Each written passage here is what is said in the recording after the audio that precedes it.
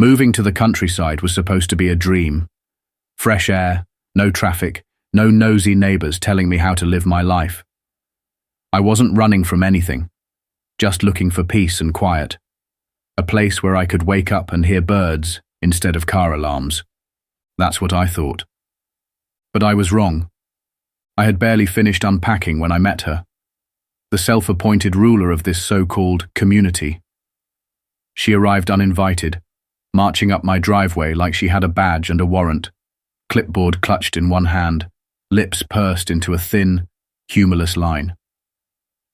I had just pulled into my driveway when she appeared, arms crossed, standing right in the middle of the road, like she was waiting for me.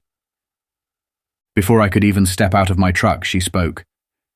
"This road is for residents only." I raised an eyebrow, looking at her, then at the road beneath my tires. "Yeah? That's good, because I am a resident." Her jaw tightened. "All roads in this community fall under HOA jurisdiction. You need approval to use them." Now I laughed. I actually laughed because I thought this woman was joking. "This driveway," I gestured to the gravel beneath my feet. "I own this driveway. It's on my property. It leads to my house." Karen, because there was no better name for her, adjusted her grip on the clipboard and squinted at me. "That's not what our community guidelines state." I wasn't about to stand there debating the finer points of property ownership with a woman who clearly had nothing better to do. "Well, I'll tell you what," I said, reaching for my door handle. "You go ahead and check your little rule book, and I'll keep using my driveway." That was a mistake. The next morning, I stepped outside, coffee in hand, ready to start my day. That's when I saw them. Metal, sharp, lined up right in the middle of my driveway. Spike strips. Not some cheap makeshift spikes made out of nails or scrap metal. Real professional-grade tire shredders. The kind used by law enforcement. Bolted into the ground. I stopped, blinking, half convinced I was still asleep. Who would do something like this? But I already knew. I stormed down the driveway, my heart pounding, rage climbing with every step. I crouched down, running my fingers over the metal teeth, feeling the cold steel beneath my fingertips. This wasn't just a prank. This wasn't a warning. This was a trap. My truck was parked just a few feet away, safe, for now. But if I had backed out in a hurry, if I hadn't looked, my tires would have been shredded, thousands of dollars in damage. I pulled out my phone, snapping pictures from every angle. The way the bolts were drilled into the dirt. The exact placement. Proof. Then, I turned and headed straight for Karen's house. She answered the door with that same smug, self-satisfied expression, a steaming cup of coffee in one hand, as if she had all the time in the world. "Can I help you?" "Are you out of your damn mind?" I didn't even try to keep my voice down. "You put spike strips in my driveway?" She took a slow sip, unfazed. "I did warn you. HOA guidelines require approval for road use." I could feel the heat rising up my neck. "This isn't a road. It's my driveway. This is private property. Do you even understand how illegal this is?" She shrugged. "Rules are rules. If you have an issue, take it up with the HOA board." I clenched my fists so hard my nails bit into my palms. "Oh, don't worry. I'm taking it up with someone. Just not the board." Because what Karen didn't know, what she never could have expected, was that I wasn't the type to roll over and take it. Before I did anything else, I made sure to capture everything. Pictures, videos, even a shot of Karen standing smugly in her doorway, coffee cup in hand, watching me document the damage. Then I made a phone call. "You're kidding me," my lawyer Matt said after I sent him the photos. "I wish I was," I muttered, pacing my porch. "Can she actually get away with this?" Matt let out a sharp laugh. "Not a chance. This is trespassing, property damage, reckless endangerment. not to mention illegal road obstruction. You want me to handle it? I didn't hesitate. Absolutely. Make her regret every second of it. Karen thought she was untouchable. She thought she could play queen of the neighborhood and no one would fight back. She had severely underestimated me. By the time I got home that evening, a letter had already been delivered to Karen's doorstep. The kind of letter that made it clear this wasn't just some petty HOA dispute. This was a lawsuit waiting to happen. And sure enough, when I stepped outside that night, I saw her, standing in my driveway, a hammer in one hand, a bucket of cement in the other. I flicked on my flashlight. My stomach dropped. She was putting the spike strips back. This time, she was reinforcing them with concrete. I wasn't dealing with a power-hungry HOA Karen anymore. I was dealing with a psychopath. I took more pictures, my hands steady despite the anger burning in my chest. I didn't confront her. Not yet.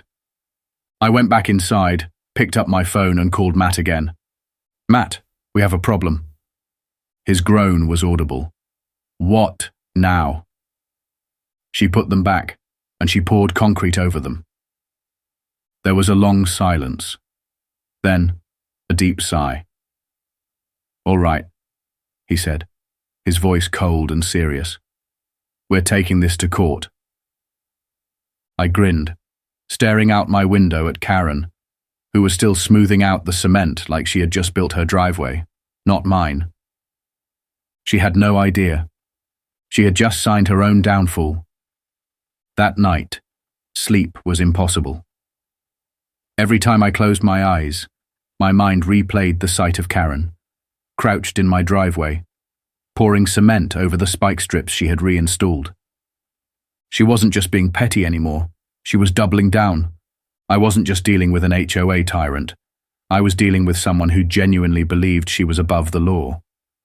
By morning, I had already sent my lawyer every photo and video I took.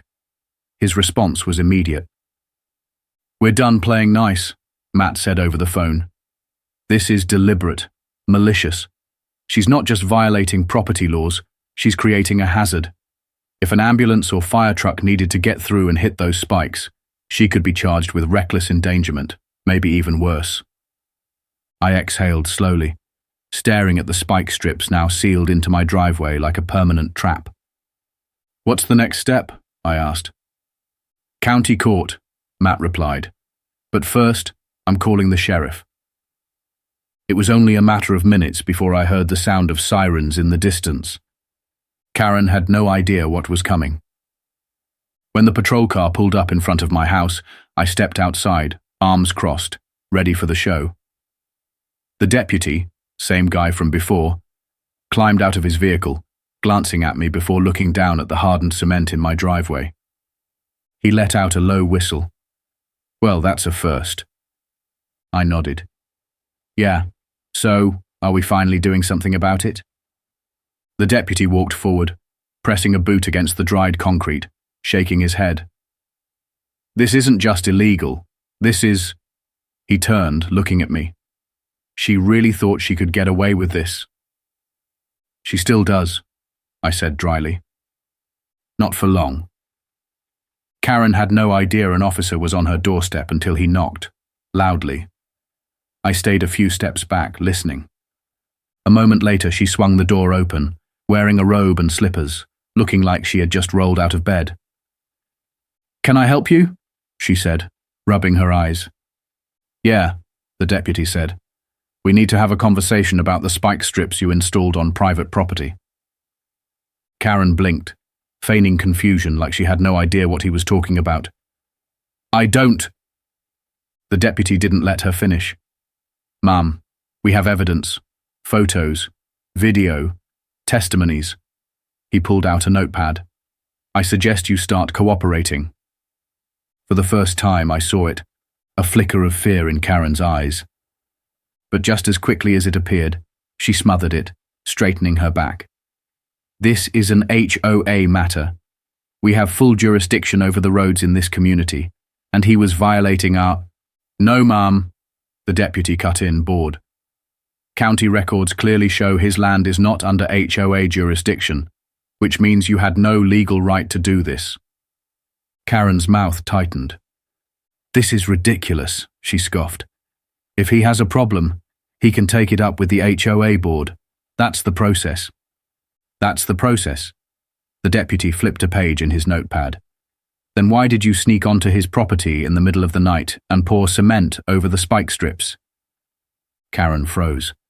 It was subtle, but I caught it. The way her throat bobbed, the way her fingers gripped the edge of her robe, knuckles turning white. She had just realized something. I had proof. I caught her in the act. She swallowed, forcing a smirk. There's no proof of that. I held up my phone, pressed play. There she was, clear as day, crouched in my driveway, hammering in the spikes, pouring the cement, her face drained of color. The deputy took a long, slow breath. Ma'am, at this point, I could arrest you right now for destruction of private property, but I'm going to give you a chance to make this right. Karen's voice was tight. And what exactly do you want me to do? Remove the strips. The deputy's tone wasn't a request. Karen didn't move. I'll give you 5 minutes, he added. I half expected her to argue, but she must have known she was cornered, because without another word, she turned on her heel and marched inside. Minutes later she returned, with a hammer and chisel, and under the watchful gaze of the entire neighborhood, Karen, the HOA dictator, was forced to dig the spike strips out of my driveway herself, sweating, cursing under her breath, her hands covered in dirt and cement dust. By the time she was done, she was red-faced, furious, and humiliated. She dropped the hammer, standing up, breathing heavy. There. Happy now. I crossed my arms, smirked. Getting there. The deputy wasn't done either. And just so we're clear, he said, flipping his notepad shut, if I get one more call about you harassing this man, or tampering with his property again, I won't be so lenient. Karen's jaw clenched. Understood. But I knew she wasn't done. That night, as I sat on my porch, drinking a well-earned beer, I spotted her. Karen, storming down the street, clipboard in hand, knocking on doors. She was gathering signatures. For what? I didn't know yet. But the next morning, I got my answer. A notice, taped to my mailbox. Emergency HOA meeting. Attendance required. The battle wasn't over. It was just getting started. I slept easy that night thinking it was finally over. The spike strips were gone. Karen had been humiliated in front of the whole neighborhood, and even the sheriff's deputy had put her on notice. But the next morning, I stepped outside and felt my stomach drop. My truck was gone. For a second, my brain refused to process what I was seeing, or rather what I wasn't seeing. I had parked it in the same spot, like I always did. I knew for a fact I had locked it. And yet the driveway was empty. I stood there gripping my coffee mug, trying to come up with any reasonable explanation. Did it get stolen? Had it been towed? And then I remembered Karen. I ran back inside, grabbed my phone, and pulled up the security footage from my front camera. And there she was, 3:17 a.m. A tow truck, its headlights off, creeping onto my property. Karen standing beside it, arms crossed, watching as the driver hooked my truck up to the winch. And then, as if she knew I'd be watching later, she smirked. I clenched my jaw so hard my teeth hurt. She actually thought she could get away with this. She thought that because she lost the last battle, she could start a new one. I took a deep breath. I wasn't going to lose my temper. I wasn't going to storm over there and start screaming at her doorstep. I was going to do something worse. I called the sheriff. "Hey, I need to report a stolen vehicle," I said, keeping my voice calm, though my hands were shaking with rage. And I know exactly who took it. There was a pause. You have evidence? I exhaled slowly. Oh yeah, I have video. Stay put, the deputy said. We're on our way. I didn't have to wait long. Within 20 minutes, a patrol car pulled into my driveway. Same deputy as before. He climbed out, rubbing a hand over his face. Let me guess, he said, already tired. Karen. I handed him my phone. See for yourself. He watched the footage in silence. When it ended, he let out a long breath. She just committed grand theft auto. I figured. Do you know where she took it? I already had a guess. There was a private impound lot about 5 miles away. It wasn't city-run, more like an independent towing service, the kind that worked under the table with HOAs to enforce their rules. If Karen pulled some strings, that's exactly where my truck would be. The deputy nodded. All right, let's go get your truck back. We pulled up to the impound lot, and sure enough, there it was. My truck, parked behind a chain-link fence, just sitting there like it was some abandoned vehicle. A grizzled man in greasy coveralls stepped out of a small office, frowning as we approached. Something I can help you with? The deputy took the lead. Yeah, this truck was illegally towed from private property. We're here to get it back. The guy scratched his beard. HOA lady said it was unauthorized. We just did the job. I stepped forward. Unauthorized according to who? I pulled out my phone, tapping the screen. I have legal proof that my driveway is private property. The HOA has no authority over it. The man let out a sigh, clearly annoyed. Look, I don't want any trouble. If you got proof, I'll release the truck, but you'll have to pay the impound fee. The deputy's expression turned ice cold. Absolutely not. That truck should never have been taken in the first place, and if you want to avoid charges for participating in an illegal repossession, I suggest you waive the fee. The guy held up his hands. Fine, take it. Just keep that crazy woman away from me. I climbed into my truck, started the engine, and pulled out, free and clear. But I wasn't done. There was one last stop to make. Karen had no idea what was coming. By the time we pulled up to her house, she was already outside, like she knew she had messed up, but thought she could still talk her way out of it. She folded her arms, smirking as we approached. What now? The deputy stepped forward. Karen, we need to talk. She tilted her head, all fake innocence. About what? I held up my phone, pressed play. The footage of her standing beside the tow truck, watching as my vehicle was hauled away. Her face drained of color. I crossed my arms. You stole my truck, Karen. That's grand theft auto. She stammered. It wasn't theft. It was a community enforcement action. The HOA rules clearly state. The HOA, the deputy interrupted, has no authority over his property, and that means you had no legal right to touch his vehicle. Karen blinked rapidly, like her brain was short-circuiting. I was just... You were just committing a felony, I said flatly. And now, you're going to pay for it. The deputy sighed. Karen, turn around. Her eyes widened. Wait, you're under arrest for vehicle theft. Her mouth fell open. You can't be serious. The deputy pulled out the cuffs. You have the right to remain silent. No, Karen screeched as he snapped the cuffs around her wrists. This is insane. You can't do this. A crowd had gathered, neighbors watching from their porches, some filming, some whispering. Karen, the woman who had ruled this community like a dictator for years, was now being led to a police car like a common criminal. I leaned against my truck, watching her meltdown with a satisfied grin. Told you this wasn't over, Karen. She thrashed as the deputy guided her toward the car. You'll regret this. I'll get a lawyer. I'll sue. I chuckled. Good luck with that.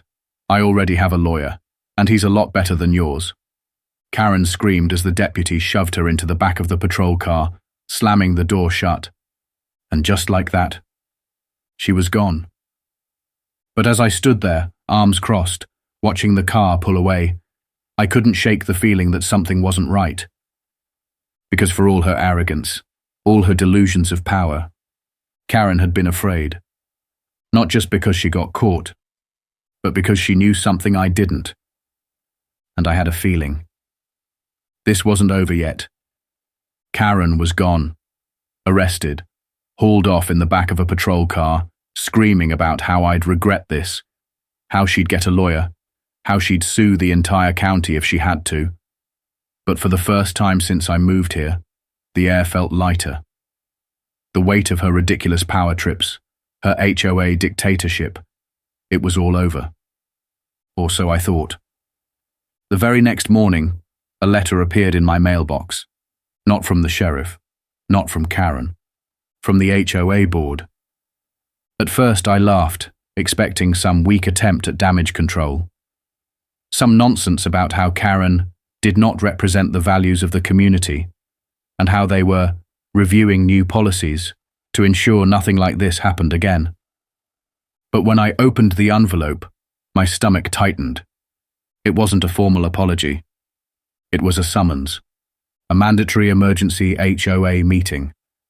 No explanation, no agenda, just a time, a date, and one sentence at the bottom in bold. Attendance required. It felt off. Karen was gone. She wasn't on the board anymore. Hell, she was probably still in holding after what she pulled. So why was the HOA suddenly forcing a meeting now? I almost ignored it, almost threw the letter in the trash. But something told me this wasn't optional. So that night I went. And that's when I realized this was never just about Karen. The meeting hall was packed. More people than I'd ever seen in one place since I moved here. Normally, HOA meetings were just a handful of board members droning on about grass height and mailbox colors. But this was different. People were whispering, exchanging nervous glances, as if they weren't sure whether to be angry or afraid. At the front of the room, behind a long table, sat the HOA board members, 5 of them. And in the center, the president, an older man named Richard, who never once knocked on my door, never once bothered me about community rules, and yet right now his eyes were locked on me. I took a seat, arms crossed, waiting for someone to explain what the hell this was about. Richard cleared his throat. "Thank you all for coming on such short notice," he said. "We'll keep this brief." His gaze flickered to me. As many of you are aware, recent events have caused unnecessary legal issues for our community. I let out a sharp laugh. Unnecessary? Karen was arrested for felony vehicle theft. A murmur spread through the room. Richard ignored it. "What happened was unfortunate," he said, "and it has put this community in a very delicate situation." I narrowed my eyes. "And what situation is that exactly?" Richard exhaled through his nose like he was annoyed. Then, he reached into a folder and pulled out a document. He slid it across the table toward me. I picked it up. Read the heading. And my heart stopped.